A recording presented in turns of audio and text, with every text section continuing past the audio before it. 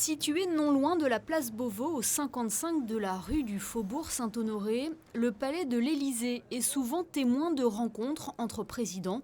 Vendredi 29 novembre, le président de la République française, Emmanuel Macron, a reçu son Altesse Sérénissime le Prince Albert II pour une visite de travail. C'est en milieu de journée que le prince souverain est arrivé dans la cour du palais, accueilli par la garde républicaine avant d'être salué chaleureusement par Emmanuel Macron. C'était bien sûr la première fois que nous avions une rencontre en tête-à-tête, et puis après un déjeuner de travail avec nos deux délégations, j'avais pu rencontrer bien sûr le président de la République à d'autres manifestations, à d'autres occasions, mais c'était la première vraiment réunion de travail sur des sujets d'intérêt commun. Au programme de cette visite, une réunion en tête-à-tête entre les deux chefs d'État et un déjeuner en présence d'une délégation monégasque composée notamment du ministre d'État Serge Autel, des ambassadeurs Christophe Steiner et Gilles Tonelli et du ministre des Relations extérieures et de la coopération Laurent Anselmi.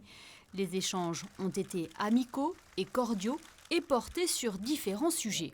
Il a été question d'un tour d'horizon de l'actualité et puis de différents programmes que nous avons en commun. Et puis, bien sûr, il a aussi beaucoup été question d'environnement et de collaboration sur non seulement le climat, mais sur les océans et sur différentes initiatives que nous avons dans ces domaines-là. Ces réunions ont été placées dans un climat de grande confiance, de grande amitié, et vraiment les propos du président étaient extrêmement chaleureux et extrêmement encourageants. Questions internationales, protection de l'environnement, coopération franco-monégasque, cette visite de travail aura été l'occasion de réaffirmer les liens qui unissent la France et la Principauté.